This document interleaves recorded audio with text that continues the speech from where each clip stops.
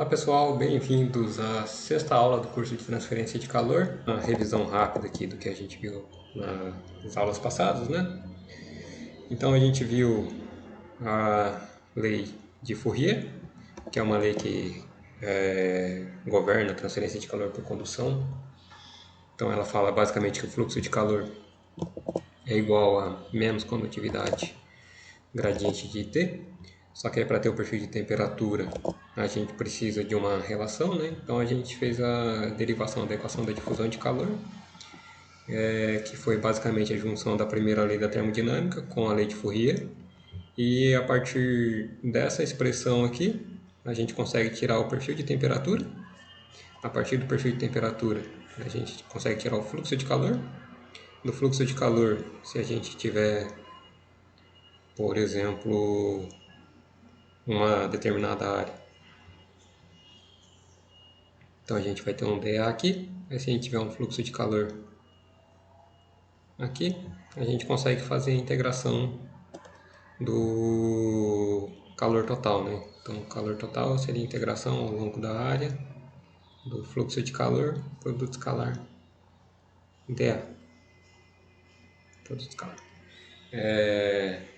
Então a partir disso daqui consegue fazer dimensionamento de equipamentos, por exemplo, né? Que nem comentamos nas aulas passadas.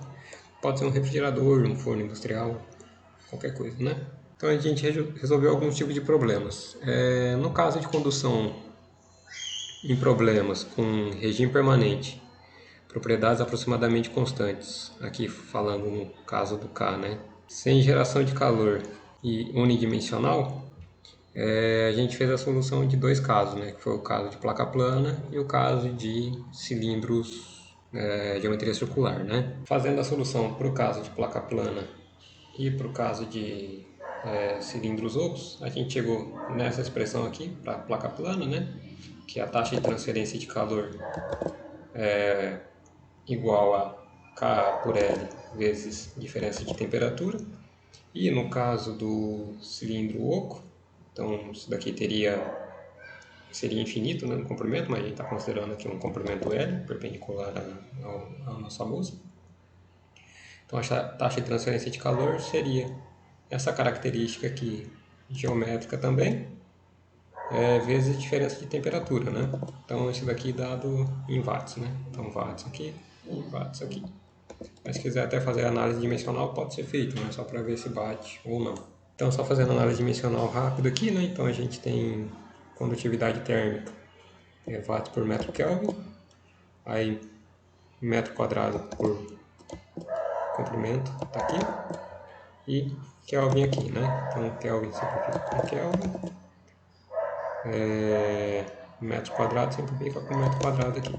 Então a unidade está correta, né? Aí se a gente comparar isso daqui, se a gente reescrever isso daqui como sendo taxa de transferência de calor, que é igual a K por L delta T, ou taxa de transferência de calor, que é igual a 2π KL sobre Ln de R2 por R1 delta T.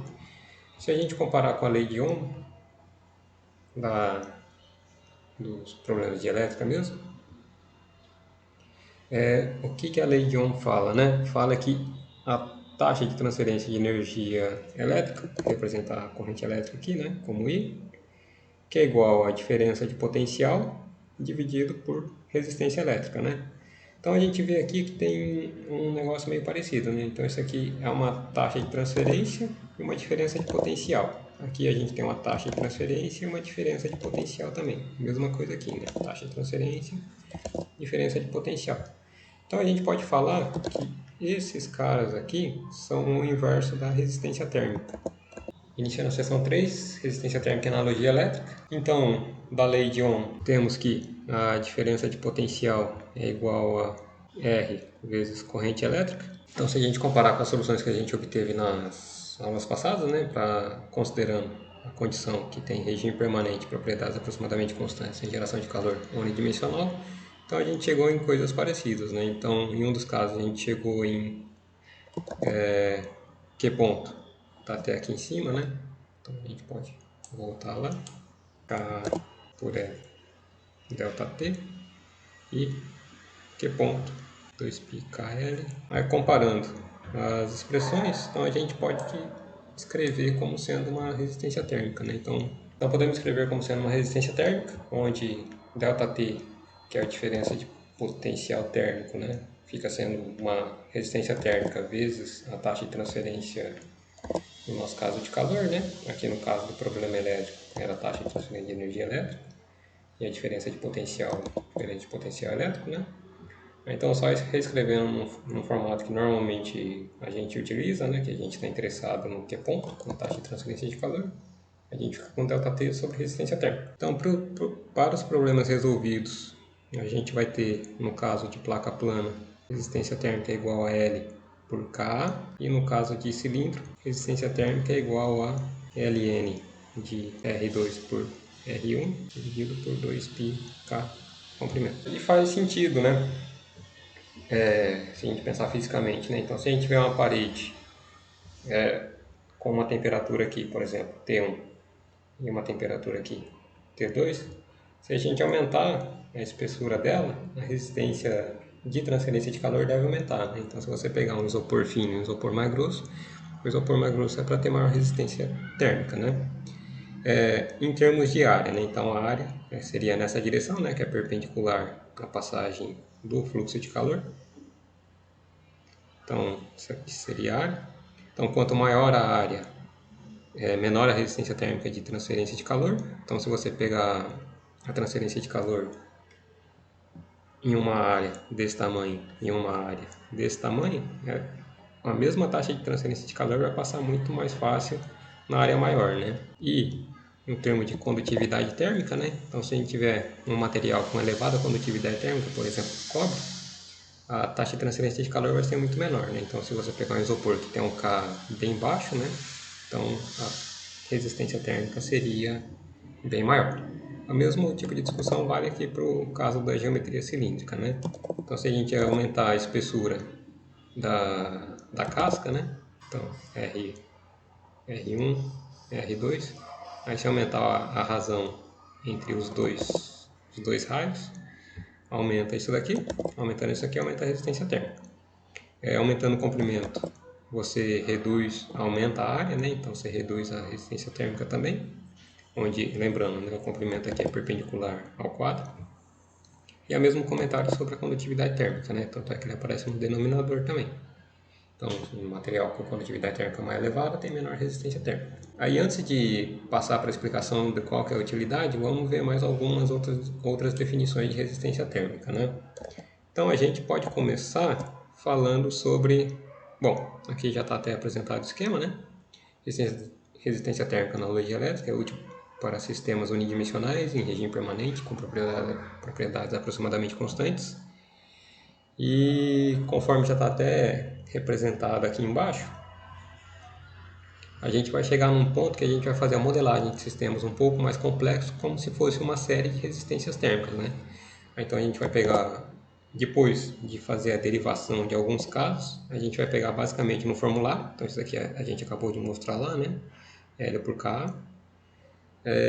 Aí fazer a combinação de várias resistências térmicas para fazer a solução de problemas mais complexos, né? Então, isso daqui a gente até viu na aula passada, né? Bom, a transferência de calor por convecção é governada pela lei de resfriamento de Newton, que é dado por essa expressão aqui, está sinalizado, que fala que a taxa de transferência de calor é igual a coeficiente de transferência de calor, o Hzinho, né? Vezes a área superficial. Então, esse corpo aqui vai ter uma superfície, vezes a diferença de temperatura do corpo e do fluido, né? Então, só vindo aqui no quadro, lei de resfriamento de Newton fala que a taxa de transferência de calor é igual a coeficiente de transferência de calor vezes área superficial, temperatura de superfície menos temperatura do fluido. Então, só representando os termos aqui, né? Então, a gente vai ter a temperatura do fluido, a temperatura da superfície, a área da superfície, né? Então, se a gente tiver um corpo aqui exposto a um fluido com temperatura TF, superfície TS, com a área aqui, a taxa de transferência de calor dele para o ambiente vai ser proporcional à área e à diferença de temperatura, né? Aí o termo de constante de proporcionalidade é o H, né? corrigir aqui a indicação do coeficiente de transferência de calor. Então, como que Newton chegou nessa observação, né? Então, ele observou que a taxa de variação temporal da temperatura do corpo era proporcional à diferença de temperatura entre o corpo e o fluido, né? Então, se vocês lembrarem lá do curso de termodinâmica, a gente multiplicar esse lado aqui por mCv, isso aqui vai ser correspondente à taxa de variação da energia do sistema, né? Que se não tiver realização de trabalho é igual a Q ponto, né? Então Q ponto é proporcional à diferença de temperatura. E Newton também observou que quanto maior a área, maior a taxa de transferência de calor. Então Q ponto proporcional a TS menos TF. Aí ele propôs que o constante de proporcionalidade é o H. Aí por enquanto a gente vai tomar o H como sendo parâmetro dado, né? A gente já até discutiu. A gente pode pegar, por exemplo, da tabela e vai ser dado no enunciado dos problemas, né? Então aqui tem alguns valores típicos, né? Ordem de grandeza, pelo menos, para coeficiente de transferência de calor para algumas condições. Aí só voltando lá na definição da resistência térmica, né? Voltando na definição de resistência térmica, a gente tem que Q ponto é igual a ΔT por resistência térmica. Aí comparando essa expressão aqui com essa expressão aqui, a gente vê que tem bastante similaridade, né? Então, colocando no caso de convecção de calor, a gente fica com HA ΔT. Aí simplificando aqui para resistência térmica, a gente fica com resistência térmica igual a 1 por HA. Então, seria correspondente a uma resistência térmica entre a superfície e o fluido que está em contato com ela, né? Então, se a gente voltar aqui no nosso slide, a gente vê nesse canto lado direito aqui o caso de uma placa plana exposta a dois fluidos, né? Um fluido quente do lado esquerdo e um fluido frio do lado direito. Aí um modo de solução desse problema aqui seria resolver a equação da difusão de calor para a placa aqui. A partir disso, colocar as condições de contorno nesses pontos, né? Seria aquelas condições de contorno de Robin nas duas superfícies. E a partir disso fazer a solução, determinar o perfil de temperatura e com o perfil de temperatura tirar a taxa de transferência de calor a partir da lei de Fourier. Ou, alternativamente, a gente pode utilizar o conceito de resistência térmica, desde que essas hipóteses aqui sejam satisfeitas, né? Onde aqui a gente vai ter uma resistência térmica de convecção, outra resistência térmica de convecção, está representado aqui, né? E aqui a gente vai ter uma resistência térmica de condução ao longo da placa, né? Então, ao invés de resolver a equação diferencial de segunda ordem, integrar duas vezes e colocar as condições de contorno, a gente pode fazer um sistema linear aqui, considerando uma série de resistências térmicas em série, né?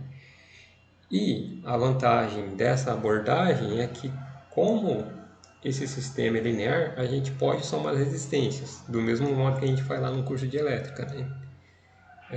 Então, a gente acaba ficando aqui com um Q ponto, que vai ser igual a temperatura infinito 1, que é essa daqui, menos temperatura infinito 2, sobre somatória das resistências térmicas. Então, a partir disso, eu já tiro o Q ponto, né? Muito mais fácil do que utilizar a solução da equação da difusão de calor. De qualquer modo, não vamos desprezar a equação da difusão de calor, porque foi a partir dela que a gente chegou nessa conclusão aqui, né? E além do que, se alguma dessas hipóteses aqui não forem satisfeitas, a gente precisa recorrer a ela. Então a gente pode voltar, por exemplo, para o exemplo 2.3 que a gente já resolveu, né? Então, que era aquele caso lá da placa de cobre com duas placas de aço inox, a placa de cobre 3 milímetros e duas placas de aço inox sobre ela de 2 milímetros cada uma. E uma das faces do conjunto é mantida a 400 graus Celsius e a outra a 100 graus Celsius, né? Determina a distribuição de temperatura das placas e o fluxo de calor. Então, já até representei aqui novamente, né? Então aqui a gente vai ter três resistências térmicas, uma resistência térmica de condução do aço inox, uma resistência térmica de condução no cobre e uma resistência térmica de condução no aço inox de novo, né? Com uma temperatura T1, temperatura T2 aqui. A partir disso daqui, a gente já viu aqui na derivação anterior, né? Isso daqui seria LS por KSA, aqui seria LC por KCA, e aqui LS por KSA. Então a resistência térmica equivalente seria a somatória das resistências térmicas, que a gente pode até colocar o A em evidência aqui, então a gente fica com 1 sobre A, LS KS, duas vezes, mais LC por KC. Aí daqui a gente consegue tirar a taxa de transferência de calor, que vai ser igual a T1 menos T2 sobre resistência térmica equivalente.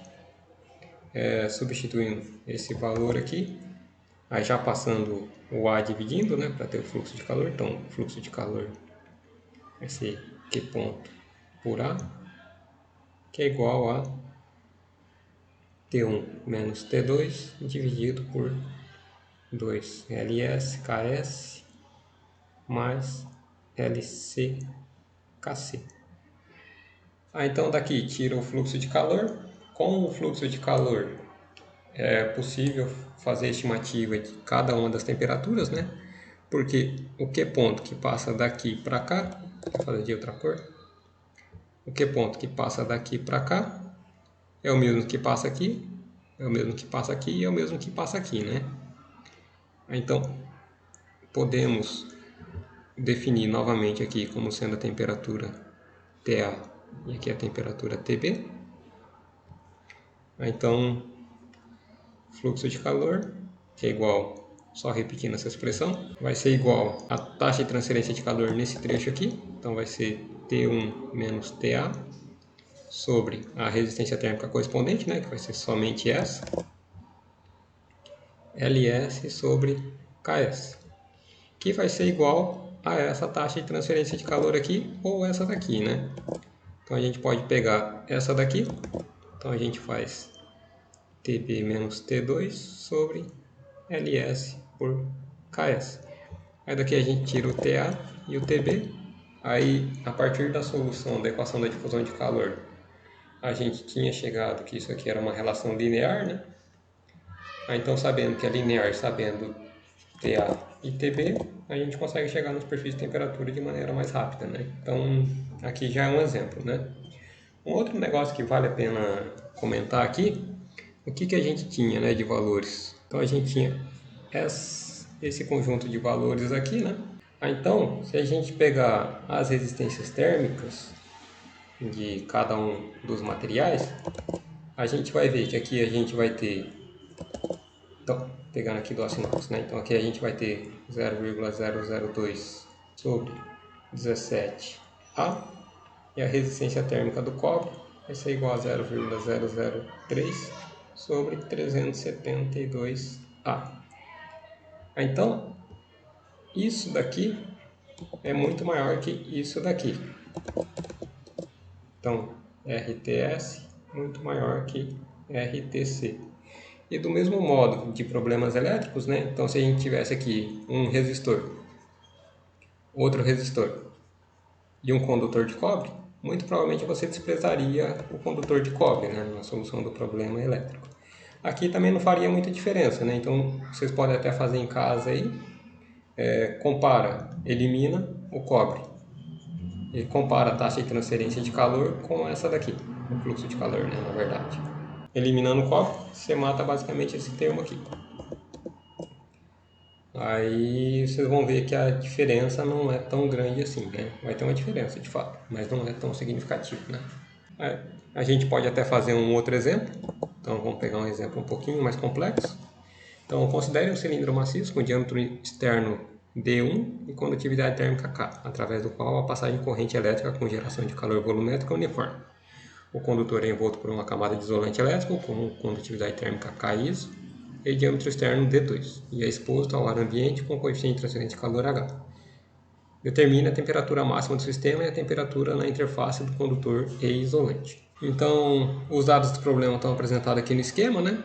Então, aí a gente adota um sistema de coordenadas, né? Com R partindo aqui da região central. Então, devido à geometria, é interessante utilizar um sistema de coordenadas cilíndrico, né? Senão fica mais complicado, senão seria um problema bidimensional se fosse em XY, né? Então, a gente acaba adotando um sistema de coordenadas cilíndrica para ficar unidimensional, né? Então, a gente pode até listar as hipóteses simplificadoras.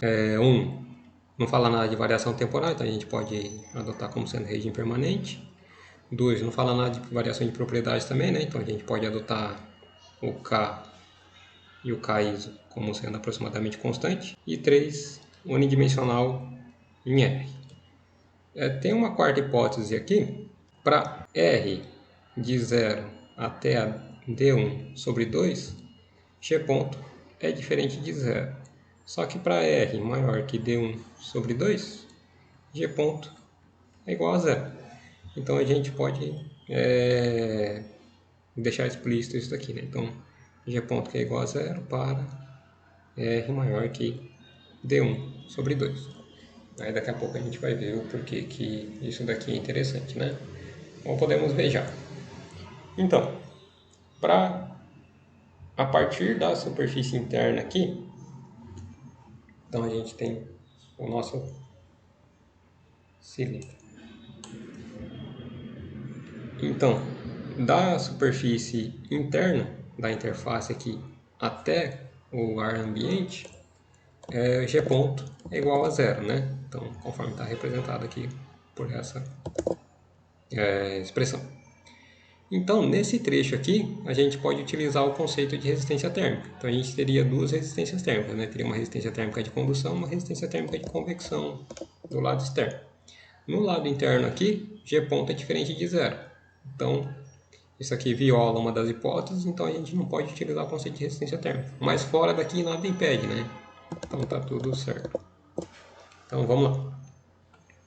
Então o que a gente teria, né? Então a gente teria, aqui seria R, que é igual a D1 sobre 2. Teríamos uma resistência térmica de condução, então seria RT conde aqui. E uma resistência térmica de convecção, RT conv. Aqui tem infinito, vamos chamar aqui de T1, que a gente ainda não sabe quanto que é, né? Isso daqui, a gente podemos voltar aqui nas derivações que a gente fez, né? Voltando aqui na derivação que a gente fez, a gente tem a resistência térmica de condução através do cilindro como sendo dada por isso daqui. Então, RTLN da razão de raio, que é igual à razão de diâmetro, né? Sobre 2πkl. Então, aqui a gente fica com Ln de D2 por D1 sobre 2πk do isolante, comprimento. Aqui a gente acabou de ver, né? Então é 1 sobre HA. Aí qual que é a área, né? É a área da superfície do sólido em contato com o fluido, né? Então é a área da casca externa aqui. Só reescrever, então a gente fica com 1 por H. Qual que vai ser a área, né? πd2, comprimento. Então vejam que apareceu o comprimento aqui, né? Daqui a pouco a gente vai ver que ele não é necessário, né? Ele até desaparece. Então vamos manter esse resultado, né? Quer dizer, vamos determinar a resistência térmica equivalente aqui. Então a resistência térmica equivalente, que é igual à somatória das resistências térmicas para esse caso, né? Porque é linear, fica como sendo Ln D2 por D1, 2π K ISO, comprimento, mais 1 sobre πd2L H. Então a gente tem a resistência térmica equivalente aqui. Aí daqui a pouco a gente vai ver para que a gente vai utilizar, né? Aí, para R entre 0 e D1 sobre 2, G ponto diferente de 0. Então a gente utiliza a equação da difusão de calor. Aí, considerando as hipóteses que estão listadas aqui, então da hipótese 1, isso aqui é 0. Da hipótese 2, isso aqui a gente pode tirar. Isso aqui é diferente de 0, né? Então, já simplificando, utilizando a hipótese 4, já cortando os termos de derivada em θ e derivada na direção axial, 1 sobre R, del del R, R del T del R, que é igual a menos G ponto por K, onde a gente pode colocar aqui como sendo G ponto uniforme, R menor ou igual D1 por 2. Aí, isso daqui a gente pode escrever como sendo uma derivada exata, né? Então passo R multiplicando, integra uma vez, passo R dividindo, a gente fica com, integrando novamente, a gente fica com... Então a gente chegou nessa expressão aqui, né? Que precisamos de duas condições de contorno. Aí uma condição de contorno a gente pode assumir como sendo a simetria, né? Então, condição de contorno 1, simetria. Aí da simetria a gente tem que del T, del R para R igual a zero, que é igual a zero, né? Se a gente tiver um cilindro com R aqui, a diferença, a temperatura não é para ter um valor infinito aqui, né? Então a derivada é para ter um valor finito. Então a gente pode tanto zerar isso daqui, falando que o valor é finito, né? A gente pode falar também, a partir de simetria, que a temperatura aqui no ponto, na região central, tem que ter derivada nula, né? Senão teria uma descontinuidade na segunda derivada que não faz sentido fisicamente, né? Então, colocando a condição de simetria, a gente fica com del T del R para R igual a zero, né? Então, isso aqui, a gente chega aqui, C1 é igual a zero. E a segunda condição de contorno fica parecendo com uma condição de contorno de Robin, né? Então, o problema é esse daqui. Então, essa expressão aqui que a gente obteve, ela vale só para a região central aqui, né, do nosso sistema. Aí para a região externa, ela não vale, né, então seria outro conjunto de expressões. Mas a gente pode utilizar o conceito de resistência térmica, né? Então, para R igual a D1 por 2, o que a gente vai ter, né? Então a gente vai ter a taxa de transferência de calor por condução. Então, vamos pegar ali na interface. Então, aqui R igual a D1 por 2. Então aqui a gente vai ter uma taxa de transferência de calor por condução. Então, Qconde tem que ser igual à taxa de transferência de calor através da resistência térmica. Vamos deixar como Q.R, né? Então, a gente vai ficar com menos K del T del R para R igual a D1 por 2. Esse daqui é o fluxo de calor, né? Fluxo de calor, vamos colocar aqui assim, Qconde, que é igual a Q ponto R. Então, esse daqui é o fluxo de calor. Aí, para chegar na taxa de transferência de calor, a gente multiplica pela área, né? No caso aqui, é a área da casca, né? Então, é a área dessa casca aqui. Então, vai ser π d1L, que é igual à taxa de transferência de calor através da resistência térmica, né? Então, a gente viu que vai ser que é igual a ΔT, né? Então, vai ser T de R, que é igual a D1 por 2, menos T infinito, dividido por resistência térmica equivalente, que é esse cara aqui, né? Ln D2 por D1, 2πkL, mais 1 sobre π D2L H. Aí, aqui tem um L que a gente não conhece, e aqui também tem um L que a gente não conhece, né? Só que eles simplificam. Então, o L simplifica aqui, simplifica aqui, simplifica aqui. Isso aqui é H, né? Do que ajudou, né? O dTdr para R igual a D1 por 2 a gente consegue calcular por aqui, porque C1 é igual a zero, né? Conforme a gente obteve aqui pela primeira condição de contorno. E a temperatura em R igual a DI por 2 a gente tira por aqui. Então vamos fazer a substituição. Aí a gente chega nessa expressão, né? Então aqui está o fluxo de calor na interface. Aqui está a temperatura na interface, né? O que a gente não conhece aqui nessa expressão? C2. O resto tudo a gente conhece, né? Então, só fazendo a solução, fazendo a substituição, então a gente chega nesse termo aqui, que é a segunda constante da equação. E a primeira constante da equação a gente mostrou aqui que era igual a zero, né? Então, utilizando essa abordagem aqui de resistência térmica, facilitou um bom tanto, né? Porque se a gente pegasse e resolvesse uma equação da difusão de calor para o cilindro, a gente chegaria nessa expressão, né? E a gente fizesse a solução de uma outra equação da difusão de calor para o isolante, a gente chegaria numa expressão, conforme a gente chegou nas aulas passadas, né? Ln de R mais C2. Vou colocar C3 aqui e C4 aqui.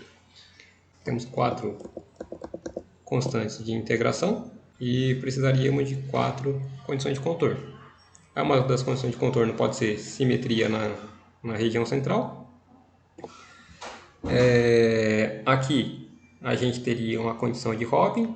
Aqui a gente teria continuidade de temperatura e continuidade de taxa de transferência de calor, né? Então chegaria a 4 condições de contorno com 4 incógnitas. Com isso consegue resolver o problema, né? Só que seria matematicamente um pouquinho mais trabalhoso, né? Utilizando o conceito de resistência térmica, a gente já pula direto para cá, né? Então a gente chegou no perfil de temperatura, o perfil de temperatura dado por essa expressão aqui, né? O C1 igual a zero, que nem a gente viu aqui, e o C2 está dado aqui, né? Aí o enunciado pede a temperatura máxima e a temperatura na interface, né? Aí até pela condição de contorno aqui de simetria, a temperatura máxima vai ocorrer onde? Vai ser onde a derivada é igual a zero, né? A derivada da temperatura. Aí como está vindo energia de dentro para fora, a temperatura cai ao longo daqui para cá, né? Então a temperatura aqui é mais alta do que a temperatura aqui. Então, a princípio, a temperatura máxima do problema seria aqui dentro do condutor, né? E onde que no condutor a temperatura seria máxima? No ponto da derivada nula, né? Então está representado aqui nessa expressão, que vai ser para R igual a zero, né? Então é só pegar o perfil de temperatura, tá aqui, calcular para R igual a zero, onde a constante de integração já está aqui, dada, né? E a temperatura na interface, né? Qual que é a temperatura nesse ponto aqui? A temperatura nesse ponto aqui vai ser dado por essa expressão, né? Pela mesma expressão calculada em R igual a I por 2. Então é só substituir os valores e aí chega no final da solução.